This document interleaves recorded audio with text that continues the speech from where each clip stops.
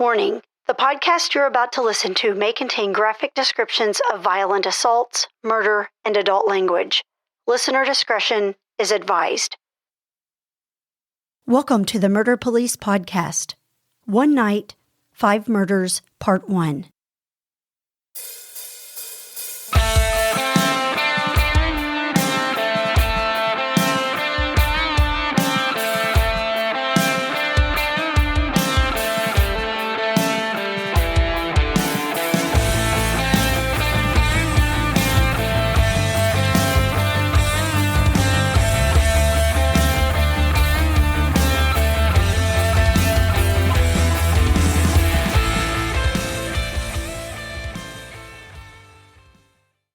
So, hey, Wendy, why don't you tell the listeners what they're going to hear in the next 2 episodes of the Murder Police Podcast? Okay. We have called this episode One Night, 5 Murders, because that's just what it is. It's a 2-part series. This covers a crime that occurred April 23rd, 1986, by 2 women, believe it or not, LaFonda Faye Foster and Tina Powell, and they murdered 5 victims in one night. Wow. What's the names and the ages, too? Because one of the things I like about the oral history that we're creating with these is that this is in 1986. There's no Google search. There's no pictures. We can't even find family, and Fran couldn't find or think of family. So I want to make sure that we memorialize these victims the way they should be by name. If you want to read those off, that'd be great. Yeah, and let me start with saying, as you mentioned, Fran is the lead investigator on this. As he was, if our listeners recall, the Michael Turpin case, Fran was lead investigator on that one as well. And if you've not listened to the Michael Turpin case, please go ahead and listen to that as well. That case is just as full of twists and turns as this case is. But our victims, Carlos Kearns, age 73, was a victim, as well as his wife, Virginia Kearns, age 45, Trudy Harrell, age 59, Jimmy Roger Keene, age 47, and Theodore Sweet, age 52. So we had 3 male victims and 2 female victims, and all of these victims were murdered by these 2 females. Very interesting. Can't wait to have the audience get the details of that. And I think they'll find, too, that Fran was pretty sure after these calls just kept coming in. If you can imagine going to an investigation scene yourself and getting started in this investigation, it's a death investigation, and the phone or the radio goes off and says, oh, by the way, over here, we have another body. What that must have felt like. Yeah, and as Fran recalls it, it was a crazy night because they had the 2 victims, and while they were working those, the call came for the last 3 victims, and those 3 victims were found together. So he ended up on the 3rd call finding 3 more victims for a total of 5. And it was a very crazy night for him, as he will reflect. Yeah, and that's very bizarre for people to know Lexington, Kentucky. Very bizarre. Even to this day, that would be a bizarre scene. It would. That's just not something that happens around here.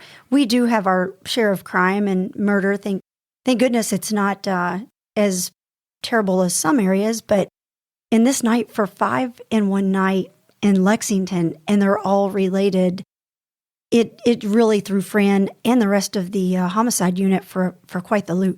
Well, great. Well, let's get started and jump right into the interview for episode 1 of the One Night, 5 Murders. All right. Hi, Fran. Thank you so much for joining us today. We sure enjoyed having you at the podcast that we recorded on the murder of Michael Turpin that you had worked. So thank you for coming back. Well, thank you for the invite. I'm glad to be here. Well, thank you again. And tell us a little bit about yourself for the audience who hasn't had the honors of listening to your previous podcast with us. Well, I believe the police slang would be I'm the old police. I started my career in 1973 and very quickly went into investigations and did some time with general investigations and then special investigations. And then I went back out to the street. Most fun I had after I really knew what I was doing then. And guys were calling me asking for advice on how do I write this search warrant and this and that. And so that was a very pleasant 3 years. But then I made the mistake of accepting a promotion and going back into detectives, running the robbery homicide squad. And of course, that's a lot different than working the street.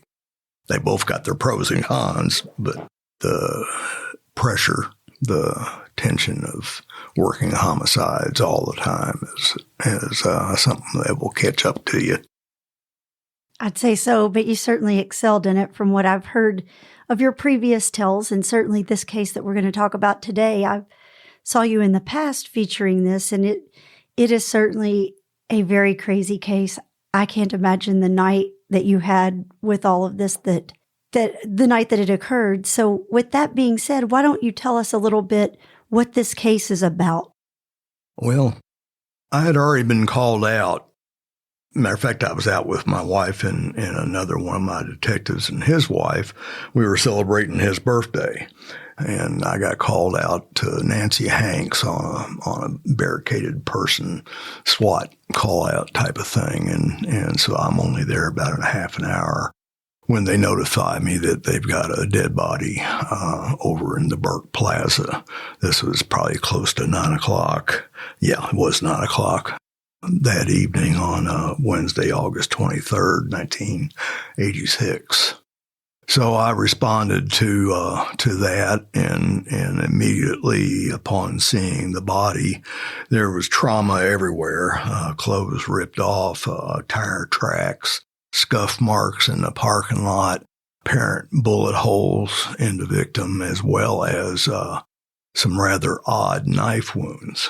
So the first thing I did was I called out the Commonwealth Attorney and I called out the Associate Chief Medical Examiner, John Hunsaker, to the scene, which is pretty unusual that you get the medical examiner to the scene, but I knew there was odd enough things there that he would appreciate being able to see it before the body was handled and delivered to him. So they both arrived pretty quickly and told me right off the bat that it was going to be a bad night. Was Dr. Hunsaker gets up to the body, and he's got his ditty bag, and amongst things is his camera equipment.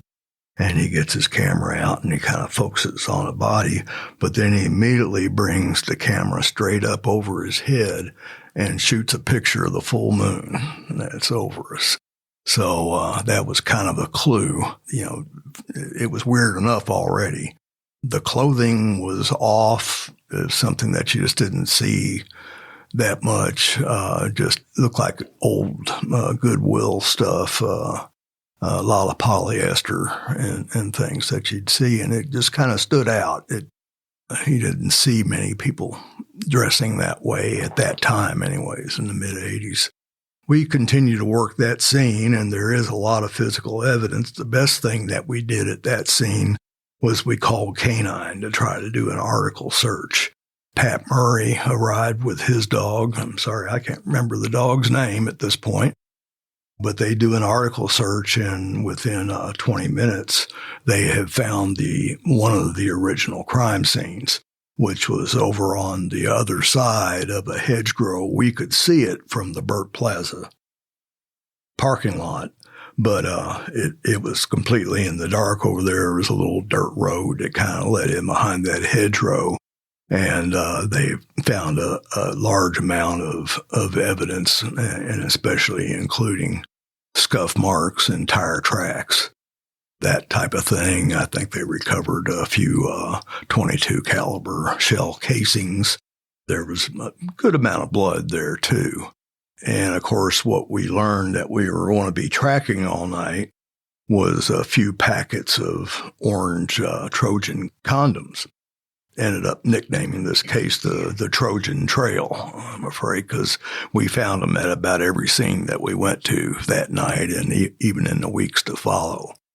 So was this victim, was it a male or female victim that you found? A female there, Trudy Harrell. Trudy Harrell, Mm-hmm. Okay. Trudy was our first one. She was 58 years old. She was she was one of two of them that weren't drunk. Their blood alcohols came back zeros. And she, like most of the victims, lived over on Jennifer Court in one of the apartments over there. So when you found Trudy, did you know who it was? Was there ID laying about, or? No, there was not. We had nothing to identify her with at that point. So you have an unknown victim. How do you go about solving who she is at that point, and then I guess which takes us into how your case unwound that night, because it certainly got a lot crazier as your night went on. That it did. You do what you have to do at a crime scene. You don't start, you're not like the dog in the cartoon that goes squirrel all the time. You take care of what you have in hand, especially before it can be destroyed or altered. And so working a large crime scene like that, it took us a good couple of hours before we ever thought about going anywhere else with it. And at that time, we got diverted to another dead body. And we got there pretty quickly because it was fairly close over in the Woodhill area and behind what at that time was the Foy Johnson paint store. There's a little alley that ran in behind the strip mall there. And another body wearing almost identical clothing, the polyester ballooned pants and the like, had the exact same trauma, had bullet wounds, knife wounds, and once again, the knife wounds were odd. It was also apparent that she had been run over, and there was scuff marks on the pavement, and there was burnt rubber from the tires across her body.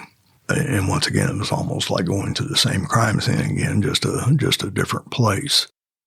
Well, we didn't get to stay there for more than 20 minutes, and we had a call of 3 more bodies. This time, a pretty good little ways out Richmond Road in behind a field that was behind at that time the Belcher's liquor store, well-known landmark. You could buy your bullets and your booze at the same place. Bullets, guns, and booze. So that didn't happen very often back then. And at that place, we had a car on fire. It was parked on top of a rather large male victim, and there were bodies immediately around it, all 3 of them having significant burn marks and everything to their body. One of the victims found there, the oldest of the victims, Carlos Kearns, was transported across the street to the, at that time, Humana Hospital, but he died fairly quickly in the emergency room there. So just to keep count, we're up to 5 bodies. Yes. In one evening. And what do you think the time span was from one to the 5th one? 9 o'clock. The last ones were called in about 11 o'clock is the Codell Drive one. And just after midnight on Thursday, the following day, is when we were called to the fire scene. Had you ever had an evening like that before or a day like that before when you did those cases where it's just one after another, like there's a coupon in the paper? Or? No, certainly. You don't deal with many spree killings, and I think that would be the proper classification of this one as opposed to being any of the others. And that's what a spree killing looks like. They go from one place to another to another. And at that point, we still had very little information about what was behind it. I don't know that I can tell you the why of it even now. That over the next weeks, we learned quite a bit, but as to why it happened, we didn't pick up on. So you have these 5 victims, and I'm guessing since this is really not, like you said, a common occurrence in Lexington that you have these spree killings, you're feeling, I'm sure, that they're all connected. Well, yeah. Especially the first 2, since they were so similar. Well, the males were so similar, too. They had been run over. They had been shot. They had been stabbed. And again, it's an odd stabbing pattern where these blade wounds, there would be 2 right within a couple of millimeters of each other spaced around the body. And come to find out that they had a buck folding hunter type knife, very popular knife back then because the blades would lock into place. And this one had 2 blades that extended out of the same end of the knife. Very, very different kind of knife. I had certainly not seen one before that, and I hadn't seen one since. Unless it's a Swiss Army knife or something like that has multiple tools. But this was your typical folding hunter type of knife, wood handle and brass ends and lock blades. and one blade was wider and longer than the other blade. So it made very identical and very identifiable wounds that especially at autopsy, you could see very clearly what was going on. But even out in the middle of the night, you could still tell that there was something out of the ordinary there. Hey, Murder Police Podcast fans, it's David, and I wanted to take just a minute of your time to recommend 3 local podcasts from my area that I thoroughly enjoy, and I think you'll enjoy them too. The first one is called the Speaking of Harvey podcast. It's from a friend of mine named Scott Harvey, and he speaks to the topic of public speaking and what it would be like to move a career in that direction. But he also talks a great deal of entrepreneurship, business startups, side gigs, things like that. And I would say that if you speak to groups of people for any reason, whether you're a teacher, a presenter, or anything like that, give the Speaking of Harvey podcast a listen. You're going to walk away with a lot of really good tips and information from that one. The second one I want to recommend is the Uncommon History of the South podcast. It's a fantastic local Kentucky history podcast that offers details that are amazing about the Commonwealth of Kentucky. It's actually on my go-to list, and it's one of those podcasts for me personally that I wait for the next episode to come out. So give the Uncommon History of the South podcast a listen and see if you enjoy it too. The third one, and not the last one in any kind of order, is called the Lexington podcast, and this is done by a brother and sister here in Lexington, Kentucky, and they do an excellent job of talking about the history of Lexington, Kentucky, and then they entertain the contemporary lifestyle and things going on in Lexington, Kentucky. Excellently recorded, excellently produced. The content is amazing. It's another one that you'll really enjoy listening to. As a matter of fact, they actually covered the Michael Turpin murder and did it wonderfully. And they've actually done a real good job on covering a book called The Bluegrass Conspiracy. And for those from the Kentucky area, you know what that's about. And Erica and Jonathan do great justice to covering that. That's it. We'll get back to the show, but I wanted to recommend those to you. Thank you. So at this point, you have 2 female victims, and the last 3, were those all male? All male, yes. Okay. So now you have these 5 victims. Have you at this point identified any of them? No. Although the car that is parked on top of them comes back to a Carlos Kearns over on Jennifer Court. And he was one of your victims. And he was the victim that was transported to the hospital. Carlos was the oldest of them. He was 72. And like Trudy Harrell, he had no alcohol in his system. So that was the odd thing about this group, because the rest of them were pretty heavy drinkers. So where does a detective start if you don't know names, except for one? They're all similar. How do you even start to figure out a motive, let alone who your suspects are or is? Well, in this case, we had an incredible amount of luck, because before I'm even arriving at the third scene, at the Belcher liquor scene, Captain Potts and Captain Kitchen, they had both come out when they heard about the first 2 murders, and they happened to go over to Humana Hospital right across the street, and they knew that one of the victims was transported there. Well, there they run into these 2 women that since then we have nicknamed the Sunshine Sisters, just because of their general disposition, but that's where we located LaFonda Faye Foster and Tina Powell. Both of them were intoxicated. They weren't falling down drunk, but they had certainly been drinking, and both of them had apparent blood all over their clothing. And they were at the hospital. They went to the hospital to use the bathroom there to try to clean up, and just ran into the police there. It's just, so it's, like I say, I would take that kind of luck every day. Well, sure, because these end up, not to give the spoiler alert here, but these end up being your suspects who killed all 5 of these people. Do you think, in your professional opinion, had these 2 women not been there, would it have been a difficult one to solve, or how would you have even begun to solve who killed all 5 people? Was there enough DNA? Certainly wasn't around then. No, there wasn't DNA, and some of the blood testing that we did, we didn't have much luck there, because many of them had similar type blood, even down to 8 or 9 antigens. But The car was the key.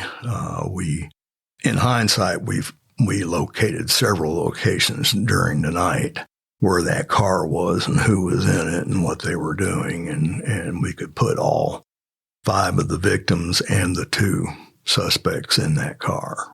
So when this officer sees the two women, well, with the blood soaked on them, I'm sure that raised a lot of suspicion, but what does he do at that point? And were you notified that there were 2 potential suspects? We were notified that there were 2 potential suspects. They were hauled down to the Fayette County Detention Center individually. Once again, the Trojan Trail shows up. Okay, Fran, before we dig into the case, why don't you tell us a little bit about these 5 victims that you stumbled upon this evening? First victim was Trudy Harrell. She was a female white, 58 years of age, had not been drinking, but she lived on 1744 Jennifer Court in apartment C2. Then the second one that we had immediately after that was Virginia Kearns, female white, 45 years of age, the youngest of the victims. And she ended up having a blood alcohol of 0.32, but also with the same address of 1744 Jennifer, apartment C2. Out to the Squires Road Belcher Liquor scene was where he had been transported just before I got there. Carlos Kearns, who is the official resident and husband of Virginia Kearns on Jennifer Court. And he was 71 years of age and, again, had not been drinking. Underneath the car was Roger Keene, male white, 47. He was a very large man, and I think that's why the car ended up being burned instead of taken somewhere else, because it was stuck on them, and apparently they could not get it unstuck. He was a big guy, so he was pinned underneath the car. Roger had a blood alcohol of 0.22, and he, too, lived at the same building on Jennifer Court, only he was in an apartment C4. The last victim, he was over to the side of the car, but he had burn marks, and again, all of them had been run over, all of them been stabbed with this unique knife pattern, and all of them had been shot. Very small caliber bullet wounds. Ted Sweet lived on the near 3rd and Jefferson. Do you know anything about them personally or professionally, or what they did for a living, or their lifestyles or anything? Or? Well, we know Roger Keene had just been released from jail from the Fayette County Detention Center, one of his many alcohol intoxication charges. Most of these people had records, very minor, disorderly conduct or alcohol intoxication, that type of charge, numerous ones. Okay, so you get to the Squires Road scene, and you have 3 victims there, and there's a decent amount of evidence there. Why don't you tell us about what you found there? Well, we found a handgun that was missing. It was a little Saturday night special .22 long rifle weapon. Now, all the .22 casings that we found were short or at the best long caliber .22 casings. And then come to find out on our wounds and everything that many of them were very shallow. The ones to the heads generally bounced off the skull. So that was just this subpar ammunition that the girls were using. And, we confirmed later on that they were scrounging to get ammunition at various locations. So you have the 5 victims, and now you also have the 2 suspects. At that point, do you go down yourself to interview the suspects, or are you still on scene with medical examiner? I'm still on scene with the medical examiner. My way of thinking, I dispatched other detectives Folkley and Bryant, I sent to the detention center where they advised the women of their rights and started asking questions, but they were immediately, they invoked their right to a lawyer. Each of them did. And I'm sure at this point you're probably wondering if more victims are going to surface since you've had 5 in such a short time frame. Well, certainly possible. But keep in mind, too, that where we arrested the suspects was with within a couple hundred yards of the third crime scene there on Squires Road. So pretty close proximity. Not that we didn't look around. We'll just go ahead with what the next several hours and days look like on how you pace through this. Well, it remained a long night. And once again, the detectives, the two defendants, failed to give them any kind of information, so we knew that we'd have to just backtrack. But we found that we had plenty of locations to backtrack.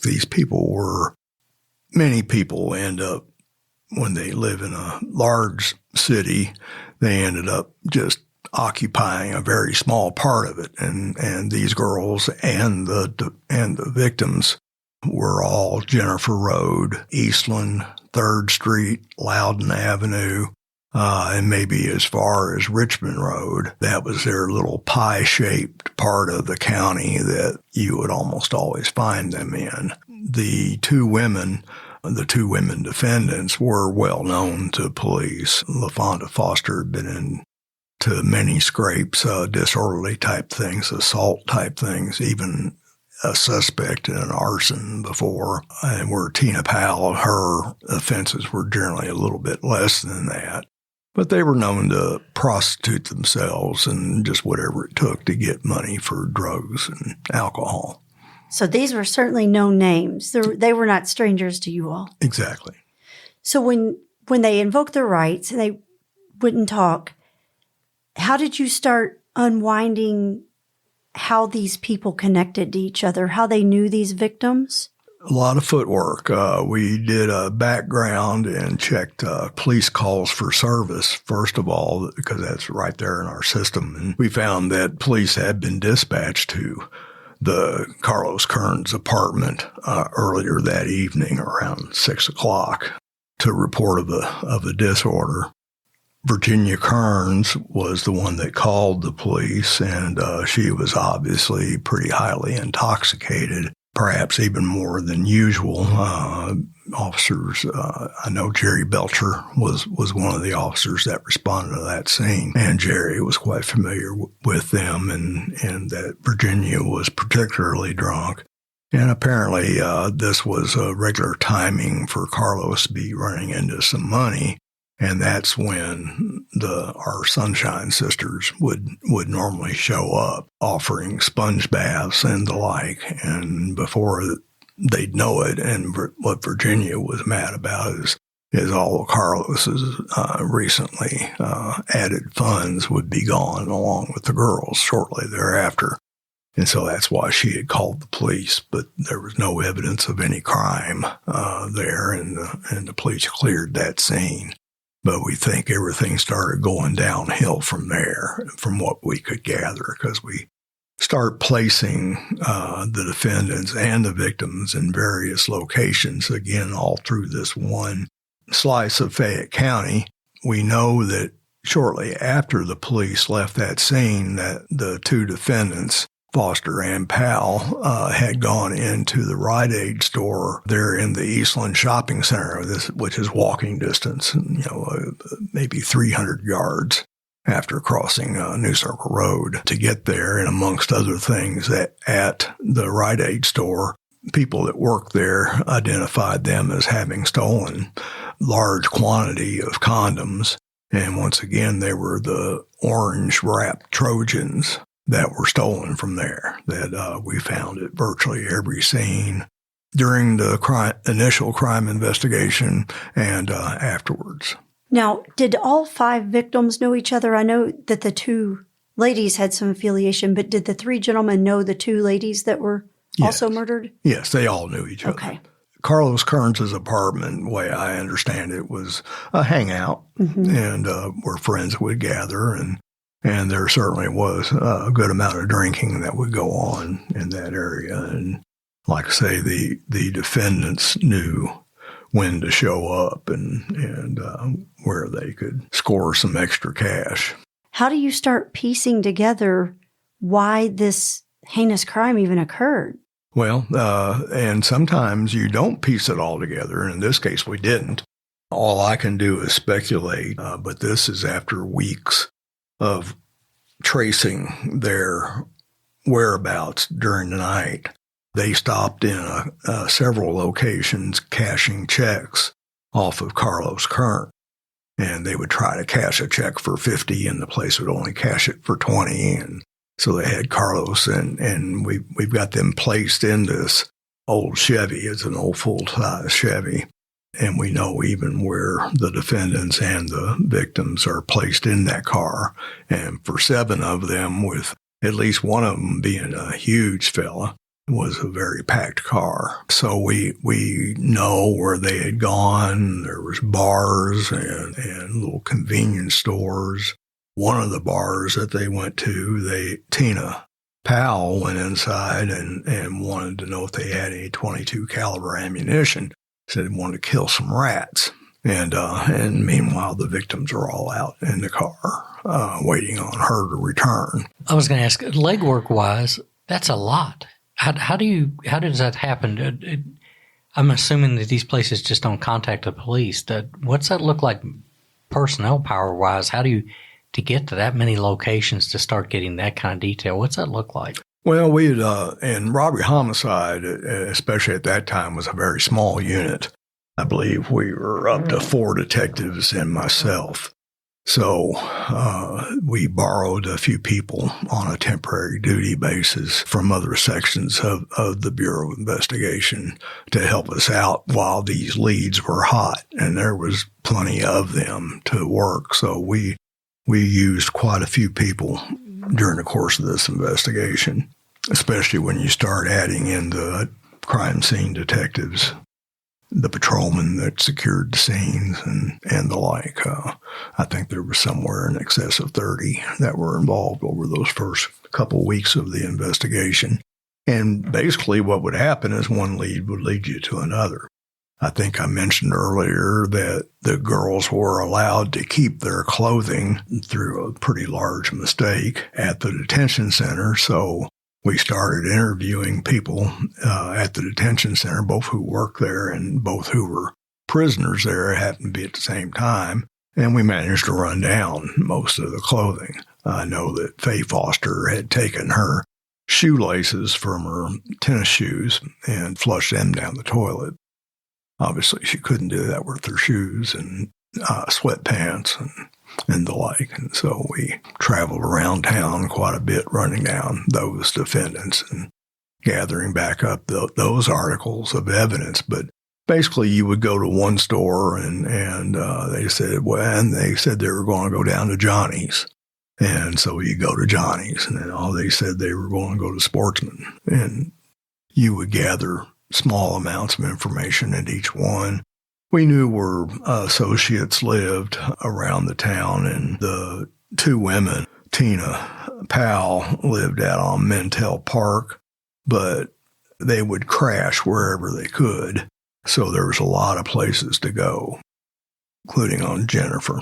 And LaFonda Foster at that time gave an address of 457 Anniston, but she hadn't been there much that we could prove anyways. But we would find other places like on Loudon Avenue. And once again, you'd find the orange wrap Trojan condoms there, and somebody that saw them during the course of that evening and saw who all were together. I think I mentioned to you earlier that Roger Keene had just been released from the detention center, and I'm talking about just been released. He was walking away from the detention center, and I don't know why they would have stopped and picked him up unless they thought he was easy picking for some more money, because he wasn't even a part of the original scene. Nonetheless, got pulled into the car and not against his will, and it was invited, and they went on their merry way. Several hours of driving around. And these ladies were young. They were 22 and 27. Yes. Did you ever get to the bottom of why they killed all these victims? Well, I think.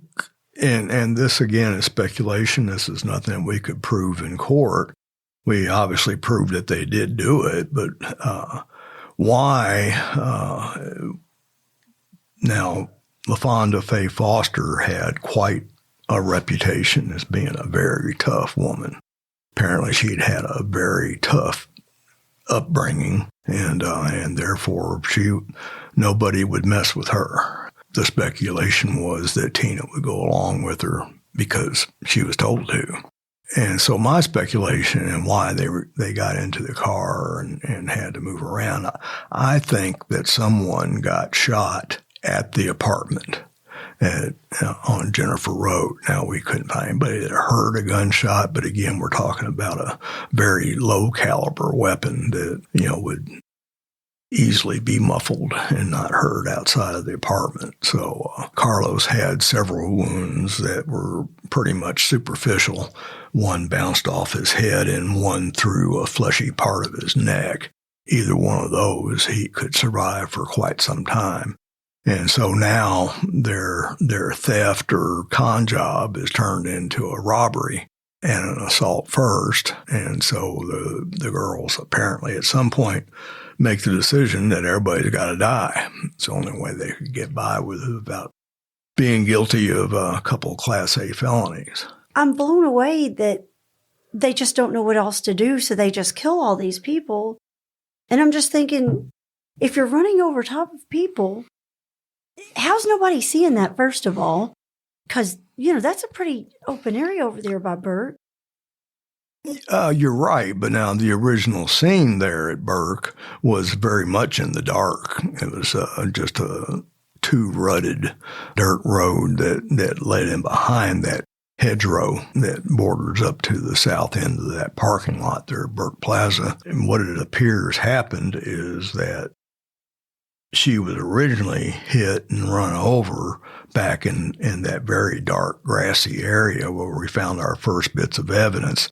And then it appears that she was dragged, perhaps underneath the car, out onto Mount Tabor Road just briefly, and then you basically just make a U-turn back into that Burke Plaza parking lot. I'd say it was about 50 yards of scuff marks from the entrance of the parking lot to where her body came to rest. And then presumably they were gone. Now, two questions I have. Why were these victims made to remove their clothes? And was that pre or post-mortem? And where were the other victims while each victim was being ran over or shot or stabbed? Our best information is that they had them all laid out, all five of them together back in that Mount Tabor Road field, and apparently summarily went down the line, but they had misfires or just these people weren't dying. The fact that, and we think that Tina was the one with the knife, the fact that she had both of those blades out probably made that knife less effective. It sounds worse to you just thinking about two blades going in at the same time, but more than likely she wasn't gaining much penetration with them. So these people were not dying quickly. So they were all lined up and killed at the same time, but the ladies were found in different locations, and then the three gentlemen were transported to a third location. Well, they weren't killed, though. Keep in mind that the running over happened at each of the three crime scenes. So I'd say none of them were dead before that happened. And like I said, Carlos Kearns still was alive, barely, very shallow breathing and death breaths, is what I used to always call it, where just you could tell that they weren't going to be around long, but he was transported to the hospital just to see if they could revive him. But the women were still toting these victims to different locations. Yes.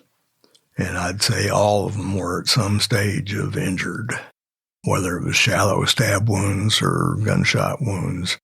And then they all got topped off by the running over. And it would end up being the final. Was it ever figured out why they were choosing new locations instead of everybody at the same location where they had them? No. And oftentimes crime just doesn't make sense. This was a murder spree conducted by two women that were under the influence of drugs and alcohol, and it doesn't have to make sense. Hey, there's more to the story, so go download the next episode like the true crime fan that you are. The Murder Police podcast is hosted by Wendy and David Lyons and was created to honor the lives of crime victims so their names are never forgotten. It is produced, recorded, and edited by David Lyons. The Murder Police podcast can be found on your favorite Apple or Android podcast platform, as well as at murderpolicepodcast.com, which is our website, and it has show notes for imagery and audio and video files related to the cases you're going to hear. We are also on Facebook, Instagram, Pinterest, LinkedIn, and YouTube, which has closed caption available for those that are hearing impaired. If you've enjoyed this podcast, please subscribe for more and give us a 5-star review on Apple Podcast or wherever you download your podcast from. Subscribe to the Murder Police Podcast and set your player to automatically download new episodes so you get the new ones as soon as they drop. And please tell your friends. Lock it down, Judy.